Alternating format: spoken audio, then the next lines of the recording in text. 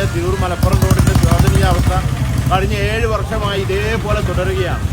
അല്ല, കഴിഞ്ഞ ആഴ്ച നിങ്ങളെല്ലാം കൂടെ ഈ റോഡ് പണി തടയുന്നത് തടുത്തത്, അന്ന് പണി നടന്നിട്ടില്ലേ? അവർ ഇത് ശരിയാക്കി തരാം, വൃത്തിയാക്കിയിട്ടേ പോവുള്ളൂ എന്ന് പറഞ്ഞായിരുന്നു. പിന്നെ അങ്ങനെ ഞങ്ങൾ വണ്ടി തടഞ്ഞു, ഞങ്ങൾ റോഡ് തടഞ്ഞു, അവരുടെ ഉപകരണങ്ങളൊക്കെ ഞങ്ങൾ തടഞ്ഞിട്ട് അവര് പിന്നെ എന്താ ഒരു ഓയിലടിച്ചിട്ട് ഞങ്ങൾ പോവുള്ളൂ എന്ന് പറഞ്ഞത് അവര്. പക്ഷേ ഓയിലിൻ്റെ വണ്ടിയൊക്കെ വന്ന് ഞങ്ങൾ 12 മണി കഴിഞ്ഞതിൻ്റെ ശേഷമാണ് പിന്നെ അവരിവിടെ വർക്ക് തുടങ്ങിയത്. ഈ വർക്ക് തുടങ്ങി പിന്നെ ഇവർ അപ്പോഴും ചെയ്തിക്കണത് ഈ മണ്ണിട്ടും കൊണ്ട് പോയതാണ്, ജനസാലിൻ്റെ പൂയി ഇട്ടും കൊണ്ട് ആണ് അവർ പോയിക്കണത്.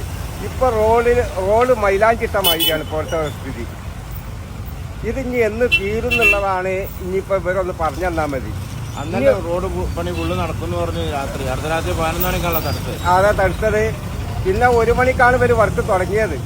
ഈ വർക്ക് തുടങ്ങിയിട്ട് ആ വർക്കാനെ ഇവർ മുഴുവനാക്കിയിട്ടില്ല. എന്നിട്ട് അത് ഇഷ്ടം ഇപ്പോൾ അവർ പോയിക്കണ്. ഇപ്പം ഈ ആഴ്ച വർക്ക് തുടങ്ങുന്നല്ല, ഈ വർക്ക് തുടങ്ങാൻ ഞങ്ങൾ അയക്കൂല. ഇതിന് ശരിക്കുള്ള പിന്നെ കരാറുകാരനും ഇതിൻ്റെ PWD എഞ്ചിനീയറും ഇനി വരാങ്ങാണ്ട് ഇതിൻ്റെ വർക്ക് ഇനി ഇവിടെ നടക്കില്ല. അപ്പോൾ ഈ റോഡിൻ്റെ പണി നടന്നോടത്തോളം കഴിഞ്ഞ ആഴ്ചയാണ് ഈ റോഡ് പണി നടക്കുന്ന സമയത്ത് ഈ റോഡ് തടയുകയും നാട്ടുകാരും വ്യാപാരികളും ഒന്നിച്ച് ഈ റോഡ് തടയുന്നൊരു പോണുണ്ടായിരുന്നു.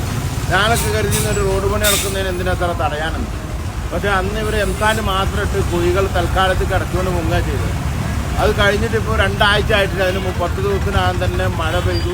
ആ റോഡിലെ എംസാൻഡ് മുഴുവൻ പുറത്തുപോയി. പഴയതിനേക്കാൾ വലിയ ഗർത്തങ്ങളും കുഴികളായി റോഡ് മാറിയിട്ടുണ്ട്.